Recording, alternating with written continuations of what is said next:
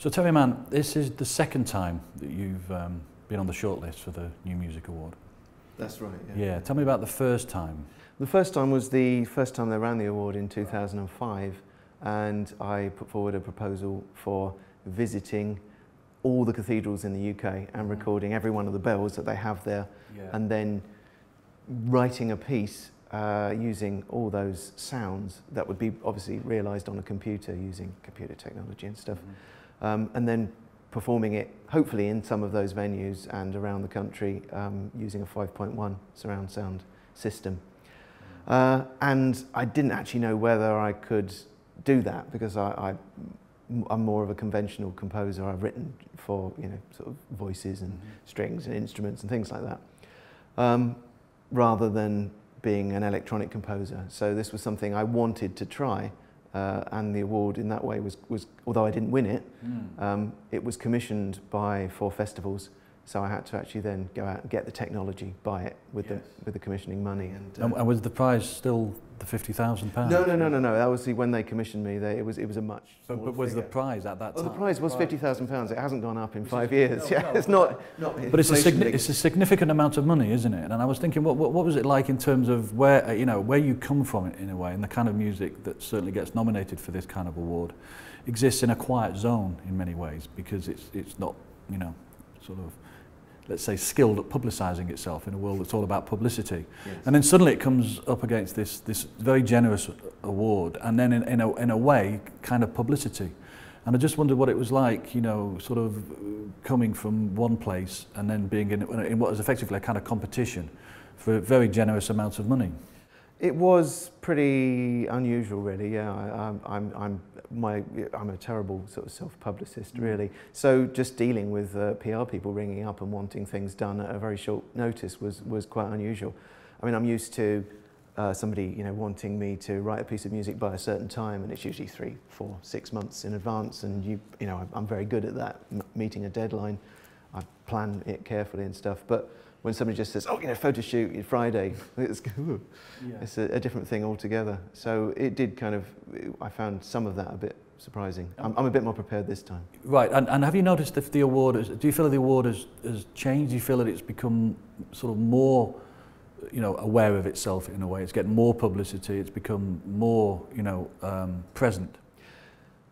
That's interesting.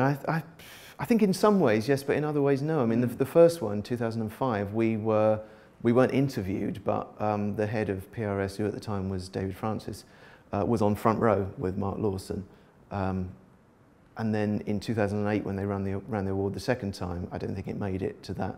And this time, it didn't make it either. And they seem to be absolutely uninterested. And what is it about the media world, if you like, and the wider sense of a music world that views this almost as if it isn't part of that world, and almost ideologically seems compelled to keep pushing it back in the margin? I think music has always suffered from, perhaps because it's always suffered from being sort of pushed out.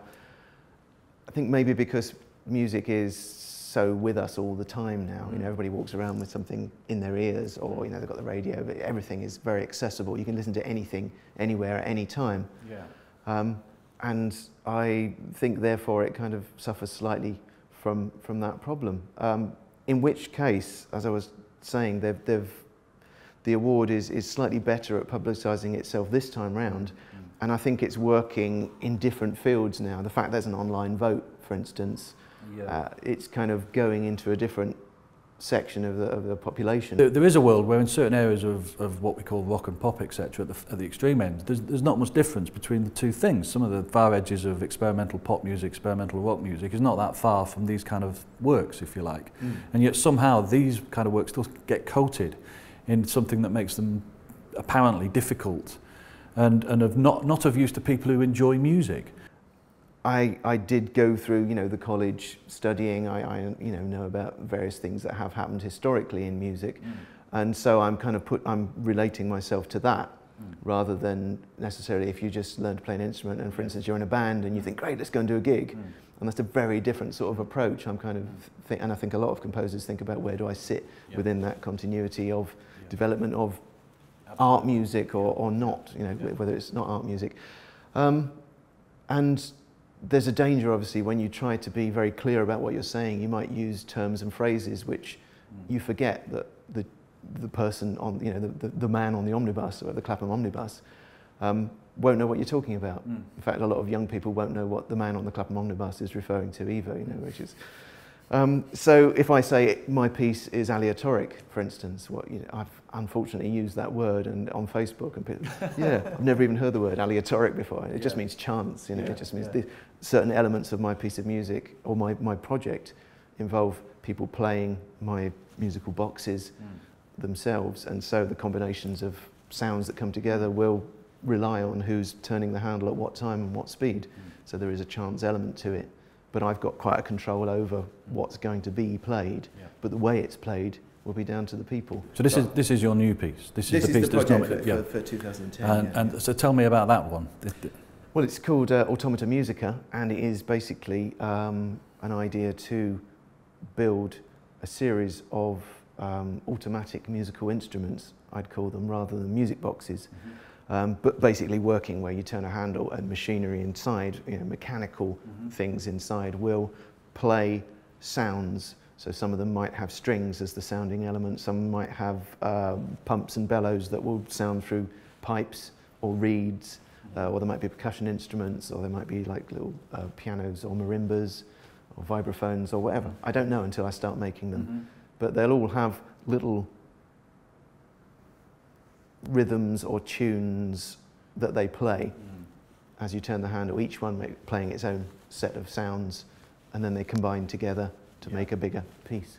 And this idea of to an extent building a new musical instrument, I mean, is that one of the ambitions in a way, to see if it would be possible to build a new kind of musical instrument? Well, I'm interested to see what comes out really, and until I start experimenting, I don't know quite what sounds I will have, which is sort of odd in a way, because as a composer, I generally my music doesn't rely on extended techniques, as they're called, where you ask somebody to do something very unusual with their instrument. The only thing I've ever done in that manner is asking people to put little bolts and things between the strings of their piano. It's called prepared piano, something that John Cage came up with, and I like the sounds that are created. You get a kind of a gong sound or very percussive sounds rather than just the piano sound. But even the music I've written for prepared piano usually has a melodic and a harmonic structure.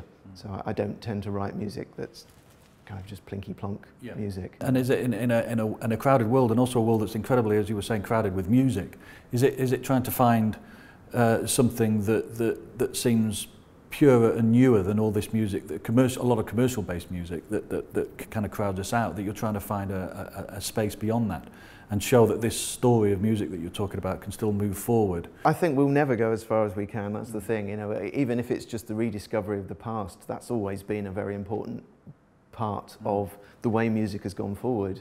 You know, you find Stravinsky or Satie or composers like that from the beginning of the 20th century were looking back at earlier models, you know. Even Schoenberg, you know, when he came up with this sort of 12-tone system, started to use form from an earlier period, because when you've got no structure in your actual musical notes, you need to find a very strict structure with which to put those sounds within.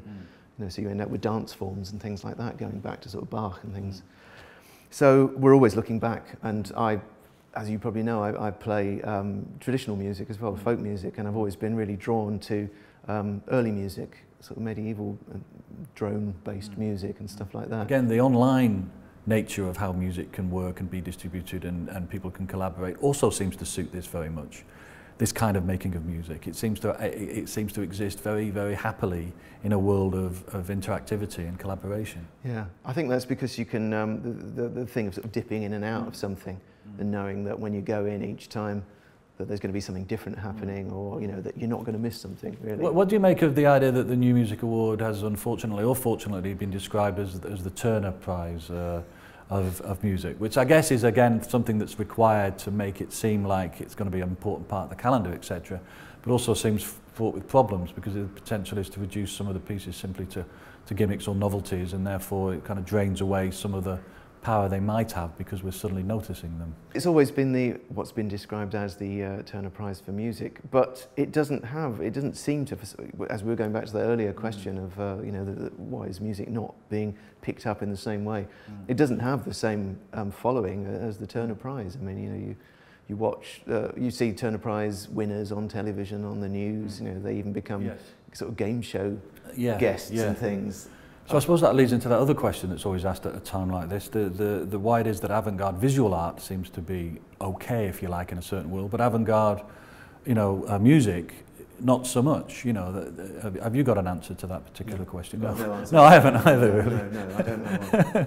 I don't know why, but I think it's always been the case, and I think it's probably always going to be the case. I think people sometimes wonder if it's always about, it's educational or instructional, and therefore a duty or hard work rather than pleasure. Or somehow exclusive, really, I think is the main barrier that is there, which is not the case at all, really.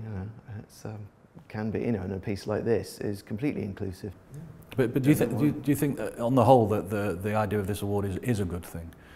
Even though it involves certain problems, it's a competition. There's the razzmatazz of it all, the possibility that the razzmatazz might overshadow. But do you think ultimately it's a good thing because it does draw attention to this area? Absolutely, I think it's a great thing that the award is there. Yeah. I mean, whether it's always run the best way it could be, I don't know, because I don't sort of work in. I've never worked in a big organisation. I don't know the difficulties involved, but. I think yes, it's a great idea because it is noticed by the music industry. The fact that these festivals, were willing to commission my piece in the past was purely because it was on the shortlist. If I'd just, I think, rang them up and said, "I've got an idea, I want to record some bells," they might have just.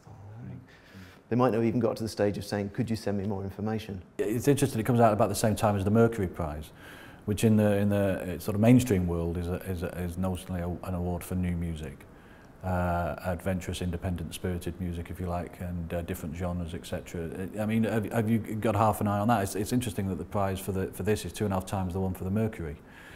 I don't follow the Mercury Prize because I always I don't think of myself as a recording artist.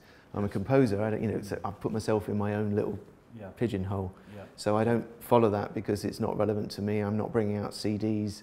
I don't buy that many CDs either. So I can't send in one and say, I want to nominate myself for the Mercury or get somebody to nominate because I don't bring out CDs. Well, good luck, Terry, and I'm unbiased. Thank you. See you.